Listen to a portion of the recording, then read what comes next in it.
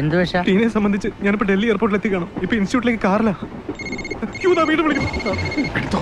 ഞങ്ങൾ ആക്ഷൻ ഇടും, അതുപോലെ അങ്ങോട്ട് പ്രവർത്തിച്ചാ മതി. ലൗഡ് സ്പീക്കറിൽ ഇട്. ഹലോ ഹലോ, ആ ജലച്ചായ എവിടെ എത്തി? ഞാനിപ്പോ ട്രെയിനിങ്ങിലാണല്ലോ. ഇപ്പൊ കാറില്ല.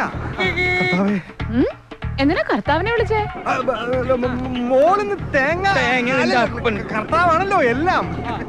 ഓ ദേ പിന്നെ ഒരു ഞെട്ടിപ്പിക്കുന്ന സംഭവം. അവളെല്ലാം അറിഞ്ഞു. അയ്യോ അപ്പൊ അഭിരാമി അറിഞ്ഞു കാണും. ഉരുട്ടു പറഞ്ഞു ഞാൻ ചാവും. സംഭവം എന്താ സംഭവം? ഞാനേ ഒരു ചായ ഇട്ടു. അയ്യേ, അവള് എന്തിട്ടെന്നാ പറഞ്ഞേ? ചായ. ആ ചായ. സത്യം സത്യം. ഇന്ന് രാത്രിയിലേക്കുള്ള ചപ്പാത്തി ഞാൻ തന്നെ ഉണ്ടാക്കാൻ നോക്കുവാ. ശ്രദ്ധിച്ച് വേണേ അത് കഴിക്കാൻ. ദേ പിന്നെ അഭിരാമിനെയും വീണേനെയും ഞാൻ ഷോപ്പിംഗ് മാളിൽ വെച്ച് കണ്ടു. അയ്യോ എന്താ ഒരു ശബ്ദം? വണ്ടി ഒന്ന് പാളിയതാ.